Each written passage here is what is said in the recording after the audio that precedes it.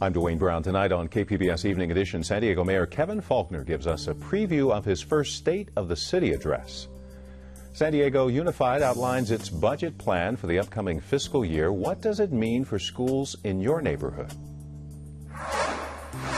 I'm Alison St. John. San Diego is seeing job growth, but wages aren't going up. We'll have a look at the reasons why. And San Diego has a goal to end homelessness and new strategies for reaching that goal. Project Homeless Connect gave a fresh start to hundreds of people last winter. Now organizers are looking for volunteers and donations for another event in 15 days. KPBS Evening Edition starts right now.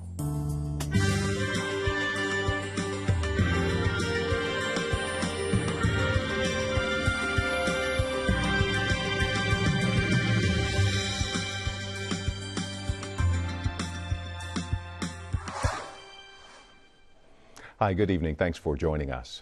New figures out tonight from the Defense Department show a slight increase in suicides among active duty personnel last year after a decline the year before. Now, there were 288 confirmed and suspected suicides among active duty military in 2014. While it's an increase, it's still much lower than the record high number of 352 in 2012. The data shows a drop in the number of Marines and soldiers taking their lives. Those two services saw the most combat in Iraq and Afghanistan over the past decade, but more airmen and sailors committed suicide last year. The report comes after the House passed a bill to help prevent suicide among veterans. Today, outgoing Defense Secretary Chuck Hagel told San Diego Marines, "You have to rely on each other, not just in war." Hagel is on a farewell tour of U.S. military bases, with a stop at Miramar Air Station, where he held a town hall meeting for Marines and sailors, thanking them for their service. Kamala Harris made it official today. The state attorney general says she will run for U.S. Senate. In an online announcement, she praised outgoing Senator Barbara Boxer and promised to be a fighter for the middle class, education, and more. Now, Harris may be challenged by billionaire Tom Steyer. He's also a Democrat and an environmental activist. He's been holding meetings and making calls about a possible run and says he will make a decision soon. Now, we also have word of a possible local candidate. Republican Assemblyman Rocky Chavez of Oceanside is considering a run. Mayor Kevin Faulconer lays out his plan for San Diego tomorrow at his first State of the City address. Today, he spoke with KPBS Metro reporter Taryn Minto. She joins us now with what the mayor had to say. Any idea of what to expect in tomorrow night's address, Taryn? He didn't get into specifics, but summarized his speech this way. I'm going to spend a lot of time on infrastructure. I'm going to talk a lot about opportunity, about getting our economy moving, about putting San Diegans back to work and making sure that we're working together as a team here to really help make those changes, those structural changes. It's all about quality of life. Of course, that sounds promising, but how often do ideas from these speeches become reality?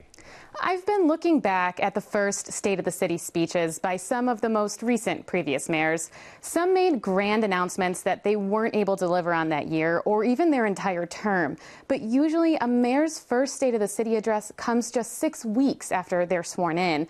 Faulconer has been in office since March because of the special election. With his extra time in office, he'll likely have a better handle on what's actually possible. And that speech is scheduled for tomorrow night. KPBS Metro reporter Taryn Minto.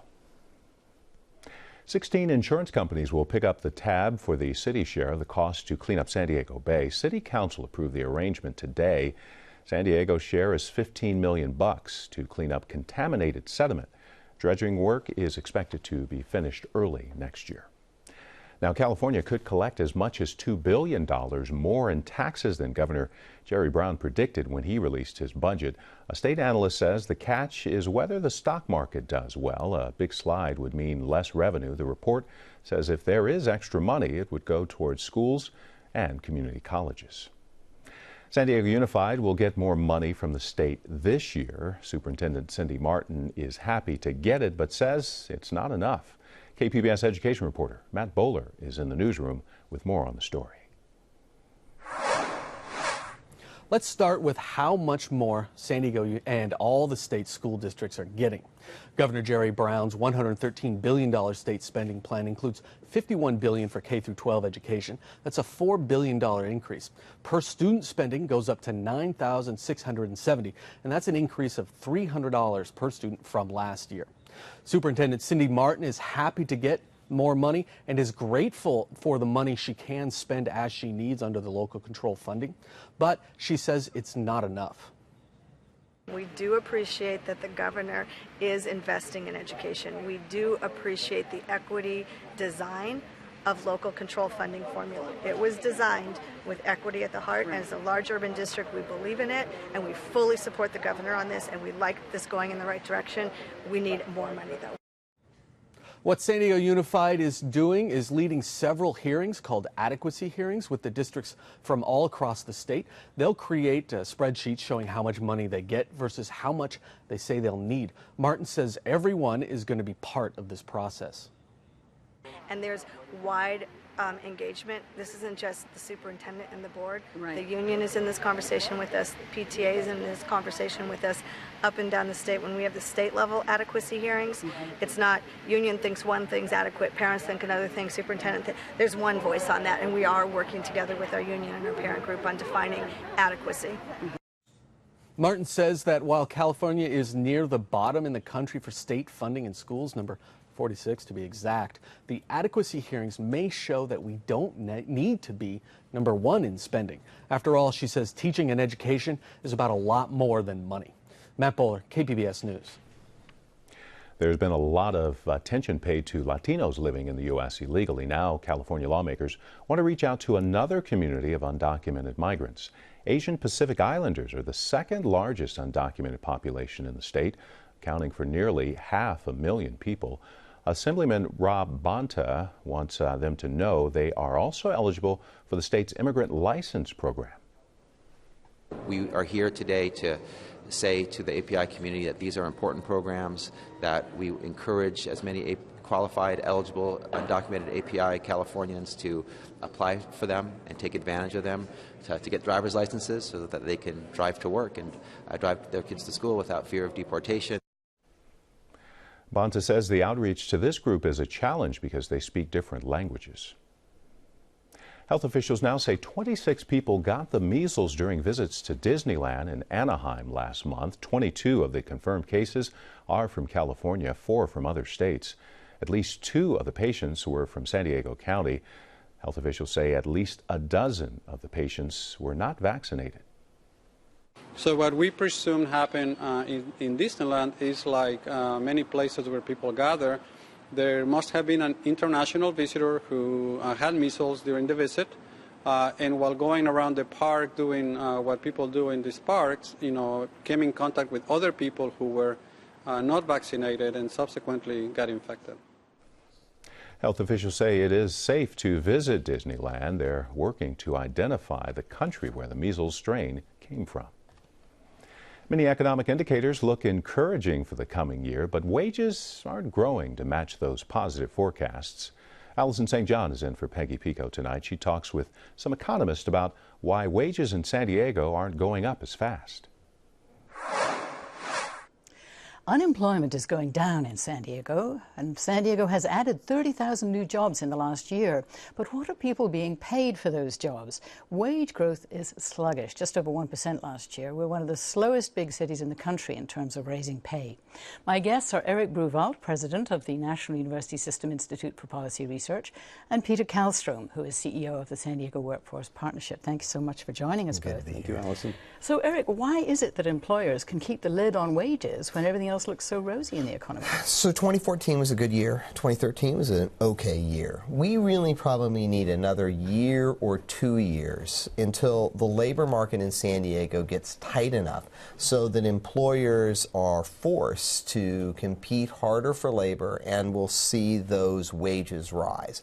That's at sort of the macro sense. The micro problem is, a big part of San Diego's economy is the leisure and tourism industry. And for a variety of reasons, that's not an industry that pays that high of wages, and it's an industry which hasn't seen much wage growth over the past couple of decades because of how it's got structural issues inside it. So we need to create more jobs with higher wages, and possibly even the minimum wage might play into this. I'm not the minimum wage, but just increasing the number of jobs and competitions for workers will drive wages up. And we've had a good 2014. We need to add to it in 2015 and 2016 to get that tightness into the market. So, Peter, we know then that leisure is one of the sectors, but where are jobs growing? Well, we released 5 priority sector reports last fall. There's many sectors, but the 5 priority ones for us, advanced manufacturing, clean energy, information and communication technologies, life sciences, and healthcare. So those are 5 key areas where the jobs do pay better. And so where we come in is we're able to help advise job seekers as to what those positions would be, what the ladder would be in order to get into higher wage positions. And with our 12 career centers, the Americas Job Centers of California, people can come in and get free service so that they can get training so that they can target what it would be in order to raise their income level. And which are the sectors where the wages do seem to be inching up, perhaps? Oh boy, in every one of those 5 sectors, but beyond that too, we have sports and active lifestyle, as Eric mentioned. We have so many burgeoning sectors within our region, and being able to do good labor market information is an ongoing process because our economy is constantly in flux. Sometimes with the tourism and hospitality sector, it can ebb and flow depending upon the season. But what we want to be able to do is always target what is in demand. And we have an in-demand jobs report as well. All of these reports are free and on our site at workforce.org, so the public is encouraged to go check it out. And especially for the job seekers, we see over 14,000 people who go through our centers every year. Foot traffic of over 200,000 people. So for people who are looking for a good place to get a and then new where career. we can come in is we can help steer them and guide them as to this is what's in demand. Good. So now construction has helped us come out of recessions in the past, but not this time. Why? Eric, would you like to handle it? Well, San Diego's going through a transition, and it's going through a transition where in the past we had lots of open space and mesa tops, and we could build big, huge master plan communities. And now we're in a process where for our future housing growth, it's going to be infill projects. Well, I sometimes say, San Diegans never saw a housing project that they didn't think it would be nice to oppose sometimes. And so that's very difficult. If we look at the number of housing permits pulled, we're up from where we were in the recession, but nowhere near where we've been in in the historic past. And so until we start to see those housing permit numbers go up, we're probably not going to see employment go more than 70,000, and that's going to keep a lid on construction wage growth. Right, because I understand that you have to earn about 100,000 in order to be able to afford the median price of home, which is about $500,000. I think that's right. I mean, in terms of home ownership, in terms of renting, I think that what we're probably looking at, is a lower wage in San Diego in terms of being able to achieve a middle-class lifestyle as a renter. But still, the parts of our economy we might call the opportunity parts of our economy, those have still remained relatively sluggish coming out of the recession. And Peter, next Friday there's going to be the San Diego County Economic Roundtable. You're going to be on it. What do you think are going to be the main issues? It's exciting. This is the 31st annual one. It's at USD. It's from 8:30 until noon next Friday. It is free to the public. It fills up fast, so if people want to attend, sign up quickly and go to our site for more information. We're going to be focusing on 3 particular areas: transportation, new business growth, new startups, as well as real estate. Real estate, I there should you know go. my wife is a real estate attorney. But it's going to be a great That's report. next Friday. It's going to be a good, robust discussion of the sectors in our region, but focusing in on the 3. Good. Thank you very much. That's Thank you. Peter Kallstrom of the San Diego Workforce Partnership and Eric Bruvald from the National University System Institute for Policy Research. Thank you both so much for joining us. Thank you, Allison. San Diego Congresswoman Susan Davis wants to make sure the Postal Service continues delivering mail to your door. She says a move to cluster mailboxes is bad news for seniors and the disabled. She says they're not secure, poorly maintained, and hard to get to. The Postal Service has proposed eliminating door delivery to save money. North County Congressman Darrell Issa is launching a new tech caucus on the Internet of Things. Now, this is a network covering connected cars, smart homes, all kinds of devices and systems hooked up through the internet. The new caucus is intended to teach lawmakers about technology and politics related to it. Within weeks, the FAA is expected to release a proposed rule for drone flights. As the AP's Tom Ritchie tells us, dozens of commercial users are lining up to fly. Okay, stand by for motors checks. These days, you don't have to go far before you find a business that wants to use a drone. Power companies, oil companies, Hollywood, farmers, and even Amazon are primed at the starting gate, waiting for the FAA to announce proposed flight rules for commercial use of drones or unmanned aerial vehicles. It could be for like a transmission tower like we have back here. You're looking at the insulators, you're looking at the static line on top. For distribution, we could be looking at the cross arms. Right now, commercial use of a drone requires an FAA waiver. San Diego Gas and Electric has such a waiver to fly a drone to inspect power lines. Flying under 200 feet, the quad-rotor drone skims along transmission lines, relaying images from above the towers, at a cost far less than the $1,200 per hour for a manned helicopter to do the same job. For the FAA, we're still pilot in command. So it's not like flying a $30 million helicopter anymore, but you're still pilot in command and you're still responsible for the safety. A few hundred miles north, on a small vineyard in the Napa Valley, unmanned aerial technology is used for crop fertilization and pest control as a test.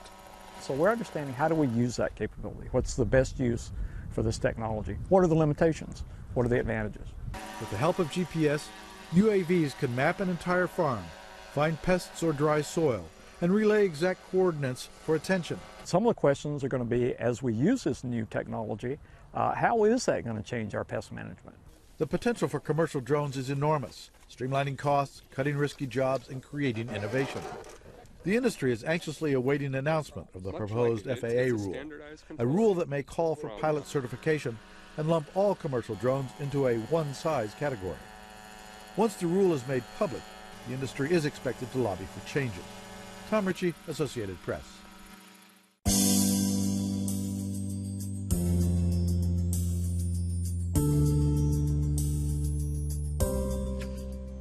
San Diego has a goal to end homelessness, but the first step is to find out how many people are actually on the streets. The annual count is coming up. Allison St. John has more about the changing strategies to help the homeless. It's that time of year when an army of volunteers heads out with clipboards to scour the streets and alleyways in search of people who have no home. The annual homeless count is a week from Friday, a chance to get a glimpse into the nature of the problem. My guests are Dolores Diaz, who is Executive Director of San Diego's Regional Task Force on the Homeless. Thanks for joining us, Dolores. Thank you. And Bob McElroy, who is President and CEO of the Alpha Project, which is a nonprofit that deals with about 4,000 people every day. Thank you for joining us. So, Dolores, I want to start with you. Apparently there's about, according to the figures, about 8,000 people with no home in San Diego. How has that changed in the last couple of years? Over the last couple of years, homelessness is slightly going down in San Diego.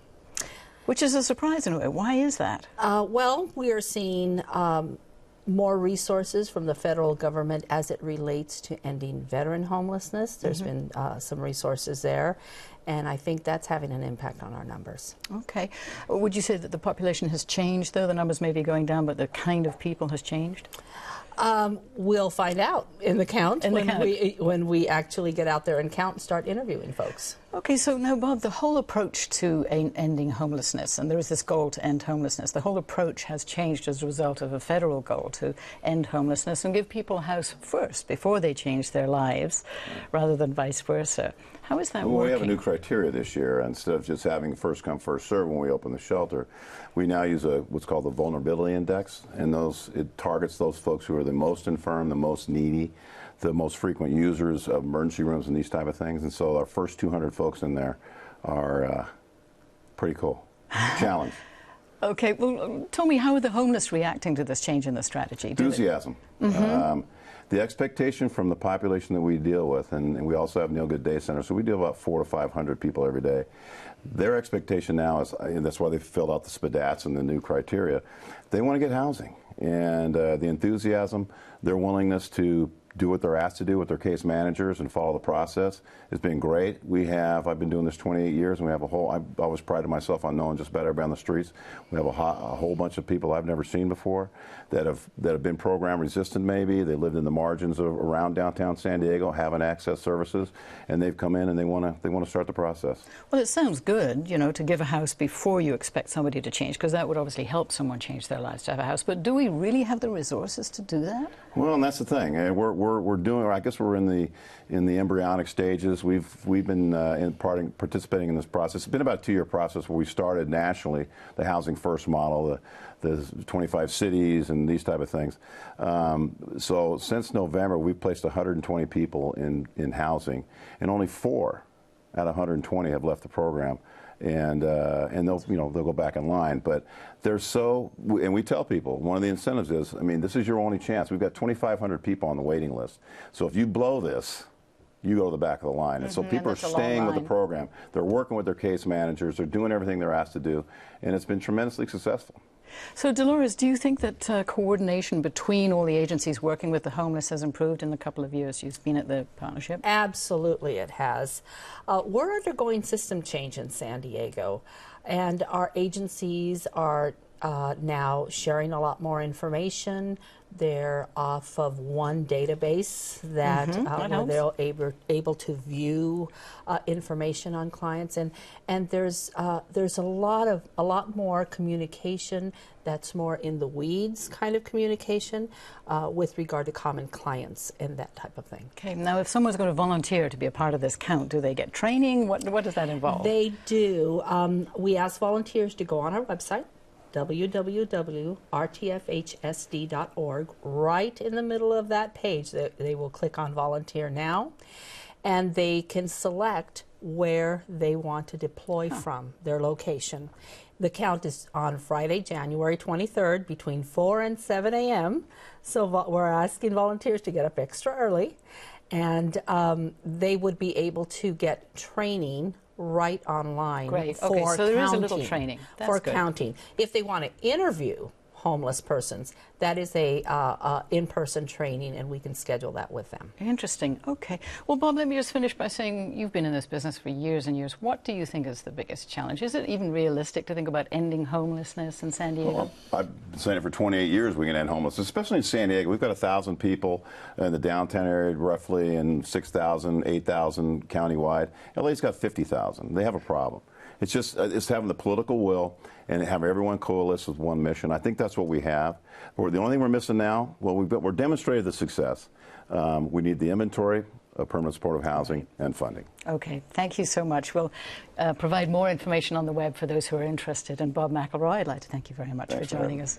And Dolores Diaz, thank you for being with us. Our pleasure. A resource fair for San Diego's homeless population takes place in 15 days at Golden Hall downtown, but organizers are in need of clothing donations as well as volunteers for the annual one-day homeless fair. A federal study says San Diego has the third largest homeless population in the country behind Los Angeles and New York. Last winter, with the help of volunteers, Project Homeless Connect gave more than 850 of them a fresh start, providing haircuts, medical and dental screenings, as well as food and clothing. With about 2 weeks to go before the next event, organizers are looking for volunteers and lots of new or gently used clothing. Rick Gentry with the Housing Commission. Those folks who would like to donate clothing that they no longer need, particularly coats for men, clothing for men, socks, blankets, those things that the homeless could use. Diane Stump with Father Joe's Villages says they'll be providing food for about 1,000 homeless people, but anyone can volunteer no matter what your skill. Employment agencies are desperately needed for the homeless because so many of them are looking for that job. DMV will be there to take photos and provide the vital identification cards for the homeless. Sergeant Teresa Clark with the Police Department's Homeless Outreach Team says the resource fair offers another way to connect with the needy. Is we can talk to the same person every day for sometimes weeks, months, even years. And all of a sudden, if we have a little bit of a rapport there going with them, and they'll say, you know what, I had a bad night last night, whatever happened, and I think I'm ready today for that help. And that's kind of what it's all about, is having resources in place for that day when they're finally ready. Police will be handing out flyers downtown to alert folks about the free event on Wednesday, January 28th. 400 more volunteers are needed. So far, 100 people have signed up. For more information, go to the Housing Commission website at sdhc.org. Solana Beach's Gateway Park has a new name today and a more secure future. A $1 million gift will retire about a third of the debt created when the park was bought. It also changes the name of the park to Harbaugh Seaside Trails. Doug Gibson is the chief biologist for the San Elijo Lagoon Conservancy. He says the site has long been a target for development. Some of the hardest habitat for us to acquire are these sort of upland buffers to the wetlands.